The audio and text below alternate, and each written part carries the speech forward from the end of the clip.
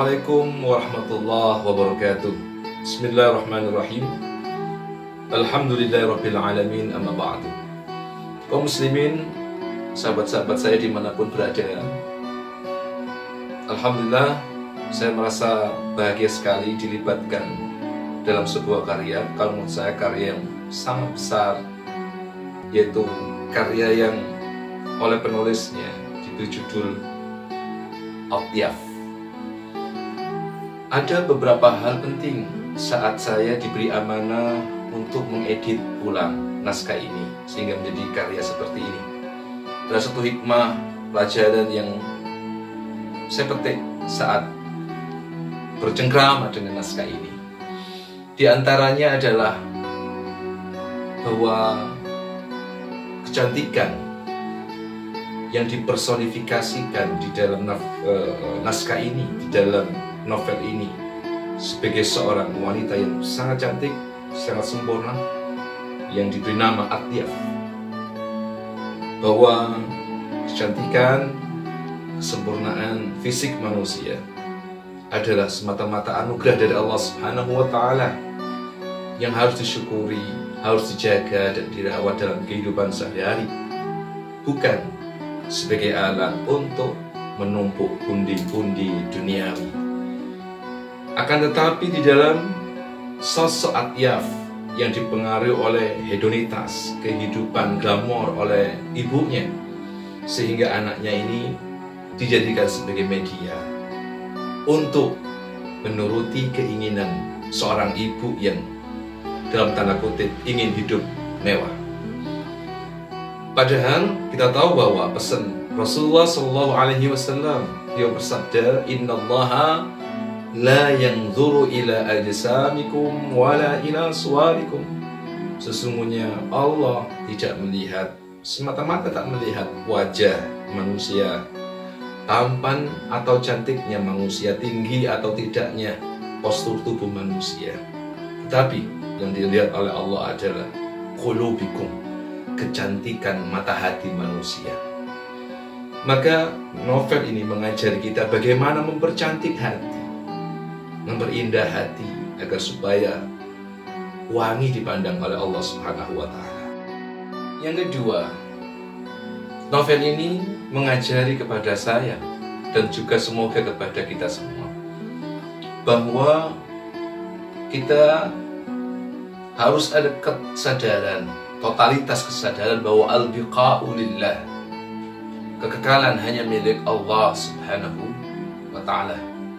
Jika demikian, maka semua yang ada, semua yang dimiliki oleh manusia di sekitar manusia, harta benda, ketampanan, kecantikan, itu hanyalah sementara, sebuah kenisbian. Bahwa pangkat, derajat, tahta, martabat, semuanya yang ada di dunia ini adalah titipan dan amanah yang diberikan Allah Subhanahu wa Ta'ala kepada kita semua. Bahkan novel ini mengajari bahwa keberadaan kita di dunia ini adalah sementara. Jika memang sementara, maka keberadaan kita di dunia tak ubahnya seperti seorang tukang parkir yang diamanahi oleh pemilik mobil atau motor untuk menjaga mobil atau motor tersebut. Tentunya seorang tukang parkir yang baik adalah dia tidak mungkin petantang-petenteng di depan mobil orang lain.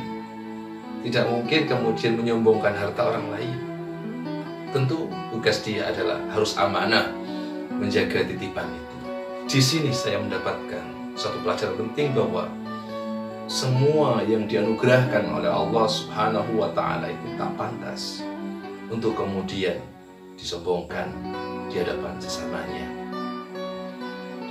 Yang ketiga, hikmah yang bisa saya petik saat membaca naskah ini, bahwa hal yang penting sekali di dalam kehidupan ini adalah at-ta'lim, pendidikan, terutama pendidikan agama, pendidikan yang mengarahkan kita kepada kepandaian, kecerdasan spiritualitas, kesadaran akan siapa Allahnya dan siapa dirinya.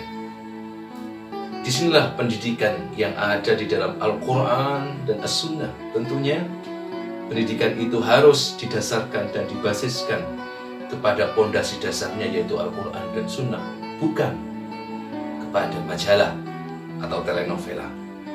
Sayangnya, Ibu Atyaf, yaitu Ummu Atyaf dalam novel ini mengajari anaknya hidup dengan cara apa yang dia pandang, yaitu bagaimana kehidupan glamoritas, kehidupan malam, kehidupan yang penuh dengan kesenangan.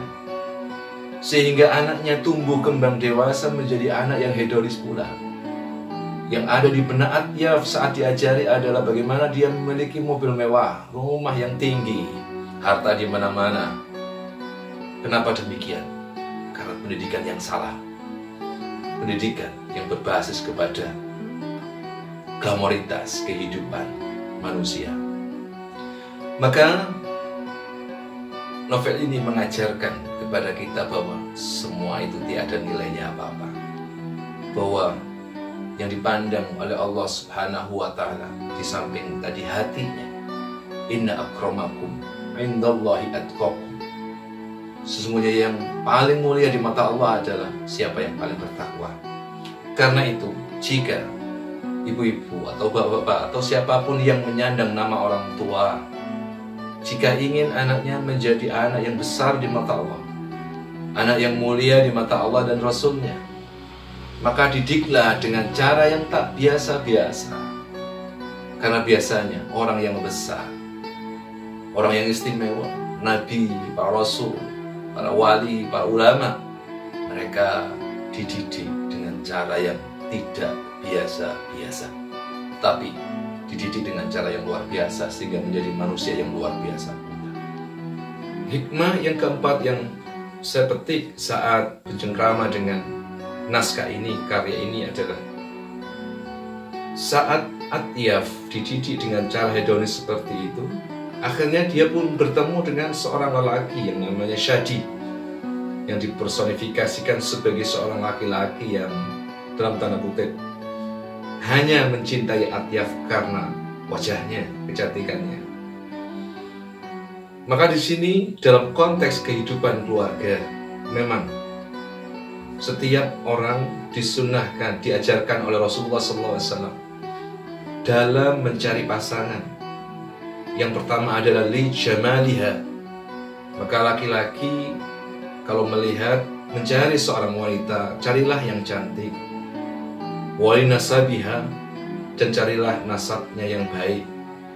Demikian pula walidiniha, termasuk juga agamanya.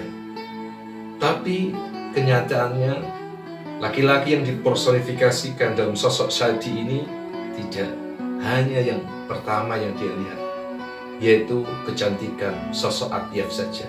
Sehingga saat Atyaf kemudian dirundung bencana, musibah, saat dia sekujur tubuhnya terbakar dalam kebakaran itu, maka sontak pada saat itu si Shadi ini tidak lagi mencintai Atyaf sebagaimana dulu.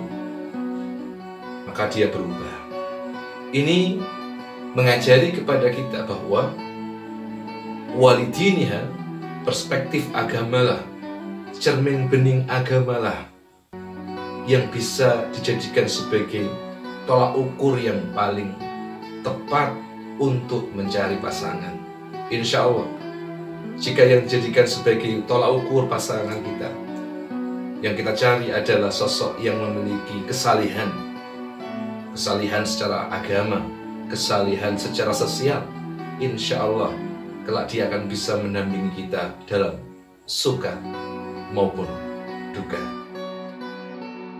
Kaum muslimin dimanapun berada, demikianlah kisah Atyaf yang saya baca.